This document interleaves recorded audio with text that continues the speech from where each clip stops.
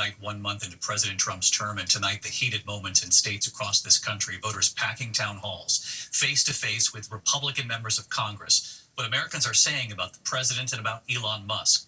And the new Washington Post poll late this week on the key issue of this election, prices and the economy. 53% of Americans now disapproving of how President Trump is handling the economy. And at the White House today, the heated exchange, the president asking if Maine's governor was in the room, why he singled her out. Here's Mary Bruce. Tyranny is rising in the White House. Tonight, from Georgia to Oregon to Kansas, Americans angry with President Trump's sweeping layoffs and Elon Musk's drive to slash government spending, packing raucous town halls. Republican members of Congress starting to feel the heat. We are all freaking pissed off about this. You're going to hear it and feel it. In a district outside Kansas, Republican Congressman Rich McCormick getting an earful. The people would like to know what you, congressmen, and your fellow congressmen are going to do to rein in the megalomaniac in the White House. I just said, I answered it directly. I said, I don't want to see any president be too powerful. One voter saying Musk's chainsaw approach to slashing government programs and spending. This is the chainsaw for bureaucracy. Chainsaw! Is out of step with conservative principles. I want to say, from a conservative perspective, the approach of DOGE is completely 180 degrees. They've been indiscriminate, and they've taken a chainsaw to these things. Why is a supposedly conservative party taking such a radical and extremist and sloppy approach to this? In Colby, Kansas, Congressman Tracy Mann confronted. Is there anything that Trump and Elon could do that you would not support? I'm sure. Tell me. And in Baker City, Oregon, Congressman Cliff Bentz hearing complaints about the mass firings of thousands of government workers. And you can do it in a way that is humane. Yes. And treats people with dignity. And doesn't fire them on the spot for performance when we all know how hard these people work. The president defends Musk and his mission, which has dominated the first month of his administration. But polls show voters are increasingly concerned about Trump's handling of one of their top issues, inflation, and his campaign pledge to bring down prices on day one. Starting on day one, we will end inflation. We will end inflation, and we will make America affordable again. A Washington Post Ipsos poll shows 53% of Americans disapprove of how the president is handling the economy.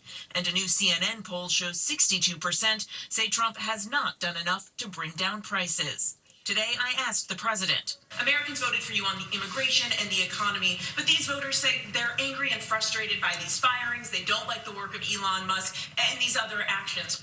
What do you say to them? Let me just tell you that I have today the highest poll numbers I've ever had. That's what I was just told. And they like the job that we're doing. They like the job that Elon's doing. He's doing something that a lot of people wouldn't have the courage to do. Earlier, the president hosting the nation's governors at the White House and calling out Maine for refusing to comply with his executive order banning transgender athletes from women's sports. The president asking if Maine's governor, Janet Mills, was in the room. Maine here, the governor of Maine? Not here. Are you not going to comply with it? I'm complying with state and federal laws. We are the federal law. Well, you better do it. You better do it because you're not going to get any federal funding at all if you don't. And by the way, your population, even though it's somewhat liberal, although I did very well there, your population doesn't want men playing in women's sports. So you better comply because otherwise you're not getting any federal funding. See you in court. Every state, good. I'll see you in court. I look forward to that. That should be a real easy one. And enjoy your life after governor because I don't think you'll be in elected politics. David, the president there threatening to withhold federal funds from Maine, but tonight the governor is punching back, saying if he does, the state will take all necessary legal action. Governor Mills saying, quote, the state of Maine will not be intimidated by the president's threats. David. Mary Bruce at the White House tonight. Mary, thank you. Overseas tonight, the horror over the body returned by Hamas to an Israeli family. The family said this was not their loved one. Well, tonight, Hamas now says it has given them the right body. But all of this leading to new tensions. Will this ceasefire even hold? And here's Martha Raddatz. 24 hours after the shock of Hamas handing over the wrong body to a grieving Israeli family, tonight, the terrorist group saying they have now transferred the correct body of 32-year-old Shiri Bibas. Bibas, the mother of two little red-headed boys. Kafir was just 8 months old, his big brother Ariel only 4, when all three were kidnapped from their home during the October 7th massacre. The children were the youngest Israeli hostages. The tiny bodies of the Bibas boys were released Thursday in a chaotic handover. Hamas insists the Bibas family was killed by an Israeli airstrike, but tonight Israeli officials say that was a lie. The boys were killed in cold blood by Hamas terrorists. The terrorists did not shoot the two young boys. They killed them with their bare hands. The boy's father was taken hostage separately. He was released earlier this month, but tonight he is waiting for the heartbreaking word that his wife, like his sons, is likely confirmed dead. This comes as Hamas says they will release 6 hostages alive tomorrow. No Americans among them. David? All right, Martha, thank you for that. Tonight, one more note on the economy. The stock market closing out the week with the worst day of the year today. The Dow losing 748 points today, closing at 43,428. The losses coming amid growing concerns about economic growth, tariffs, and inflation. When we come back on this Friday night, a pilot arrested in Boston just moments before takeoff at Logan, what he's accused of. Also, after 50 years, the major change coming for the Yankees. The honor tonight, remembering Betty White. And look at this, the explosion at a resort in Maui, reports of multiple injuries.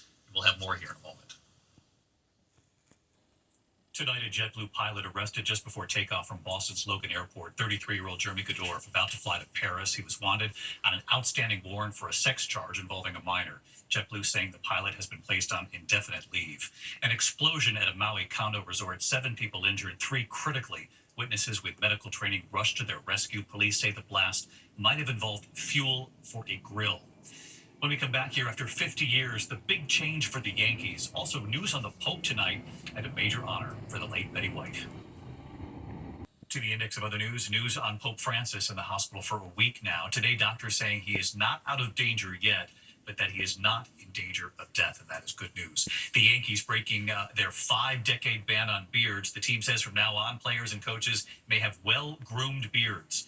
All-star Devin Williams, who just joined the team and had to shave his beard, well, he can grow back. When we come back tonight, the well-deserved honor this evening for America's Golden Girl. Finally tonight here, she'll be forever golden. Tonight, the new honor for a Golden Girl. The older you get, the better you get. Unless you're a banana. Betty White and her incredible career, more than 80 years in Hollywood. I better do this by myself. You might get hurt. Turning heads on the Golden Girls.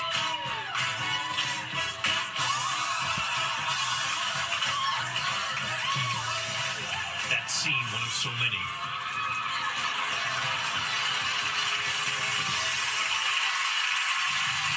Years later, she was hosting SNL at 88 years old after a social media campaign from her fans.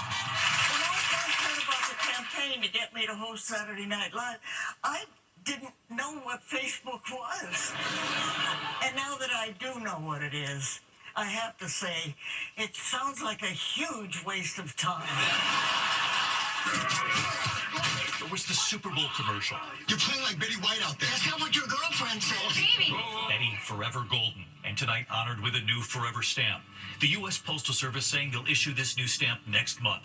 You'll remember Betty White died just weeks before her 100th birthday, and this is Betty in her own words. I made people laugh, and I made them think a little bit. That's what I'd like to be remembered as. Well, the artist behind the stamp, Dale Stefanos, making his Boston family very proud tonight, and Betty White fans delighted. I'll see you Monday. Good night.